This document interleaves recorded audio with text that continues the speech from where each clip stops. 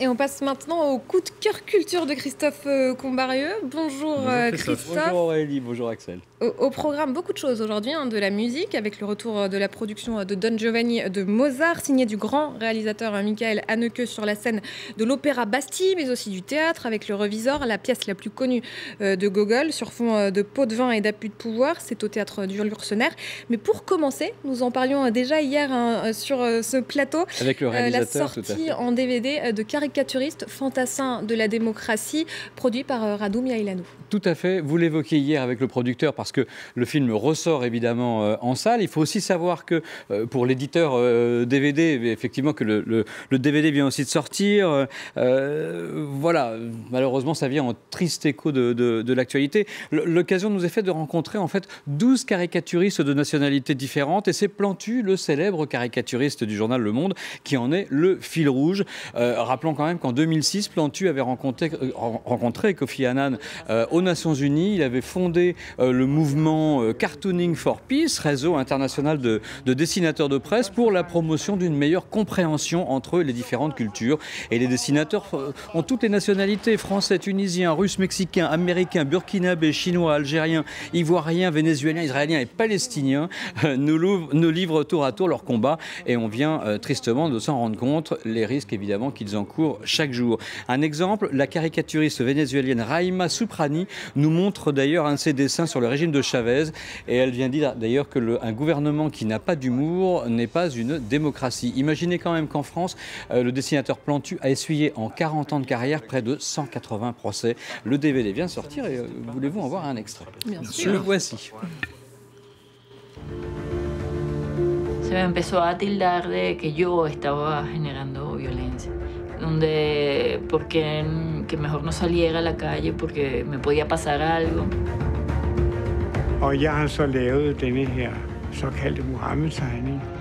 Men først og fremmest var det jo terrorismen. We still question the power of our democracy.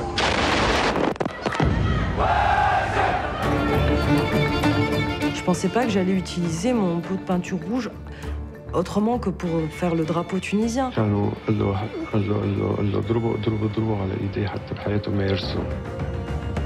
Я всегда его рисую как исчадие ада. Это символ коррупционной власти сейчас. Tu peux publier ça dans le Gbish? Ça non. Ça n'existe pas un dessin qui blessera personne. Ça n'existe pas. Algún colega me decía que habían tres cosas en las que no debía tocar con la caricatura, que era el presidente de la República, al ejército y a la Virgen de Guadalupe. Voilà, le DVD vient de sortir. Caricaturiste fantassin de la démocratie, il faut évidemment aller l'acheter comme Charlie Hebdo cette Ou semaine. aller le voir en salle. Absolument. Prenons place au théâtre maintenant avec une pièce de Gogol, certainement sa plus connue, sa plus drôle aussi, c'est le Revisor, avec abus de pouvoir, détournement, pot de vin, c'est ce qui est au programme. La totale pour un univers politique. Et oui, Axel Aurélie, est-ce que vous connaissez l'IPC? L'IPC, c'est l'indice de perception de la corruption établi par l'ONG Transparency International. Alors même si elle n'est pas placée au rang de la Russie, qui se retrouve 127e sur 177 pays étudiés, la France en demeure pas moins quand même pas dans les meilleures places. Elle se retrouve quand même 22e et quand même 10e sur le plan européen, ce qui n'est pas quand même un parangon de vertu. Voilà, c'est dit. Et cela vient découler tout naturellement sur le thème du Revisor, la farce la plus connue de Gogol. Il l'a créée en 1836.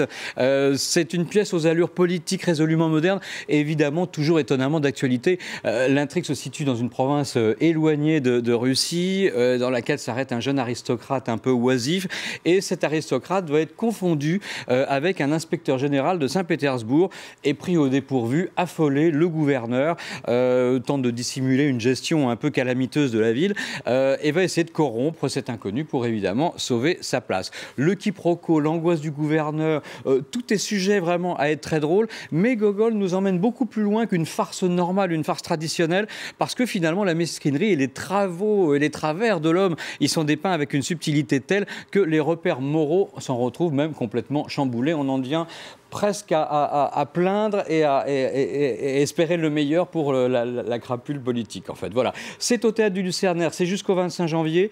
On n'a pas beaucoup de temps, donc il faut y aller maintenant très très vite. On en regarde un extrait. Il faut dire que ma renommée dépasse l'imagination.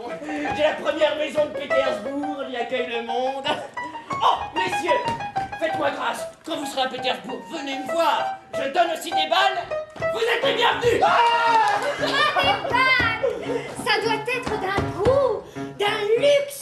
Oh non, non, des balles très simples. Champagne, caviar et fraises, rien d'exceptionnel. Voilà, le Révisor, c'est jusqu'au 25 janvier. C'est au théâtre du Lucernaire. Et on termine en musique avec le célèbre Don Giovanni de Mozart qui fait son retour sur la scène de l'Opéra Bastille, mais dans une production qui ne fait pas l'unanimité. C'est signé Michael Haneke. Ça ne fait pas l'unanimité et très loin de là. Et heureusement que ça ne fait pas l'unanimité parce que, objectivement, devoir aller à l'opéra et fermer les yeux, c'est quand même un petit peu dommage. On ne transpose pas n'importe comment un chef-d'œuvre comme celui de Mozart. Bon, s'il y a une justification dans le fait de réactualiser un opéra, pourquoi pas, mais là, transposer l'Espagne du XVIe siècle dans un bureau de la Défense où le commandeur est le PDG de la boîte, Don Giovanni est le numéro 2, et surtout Zerlin et Mazetto sont les hommes et femmes de ménage, des techniciens de surface.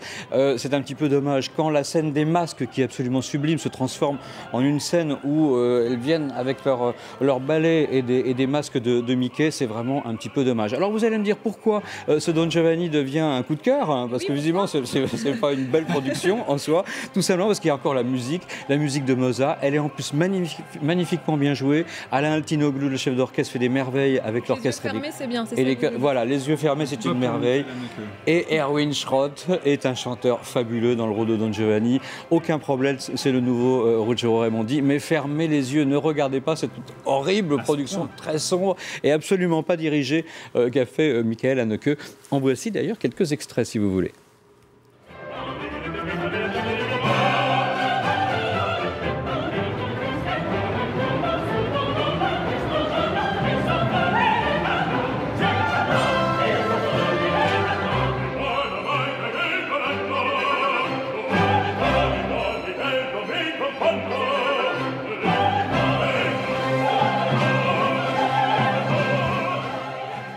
Voilà, Don Giovanni à l'Opéra de Bastille, c'est jusqu'au 14 février. Et si j'ai 30 secondes, même pas 30 secondes, pour vous rappeler que demain soir, à l'Olympia, c'est le 10e gala pour la recherche contre Alzheimer. Ce sera présenté par Alain Delon et Véronique de Villèle. Le spectacle thème, c'est Deux générations chantent pour la troisième, préparé par Pierre Souchon, avec la participation de Carla Bruni, M, Francis Cabrel, Nolwenn Leroy, Sandrine Kiberlin, Vincent Delerme, Alain Souchon et Laurent Voulzy, demain soir à l'Olympia. Merci beaucoup Christophe, on vous retrouve dimanche prochain pour vos coups de cœur culture.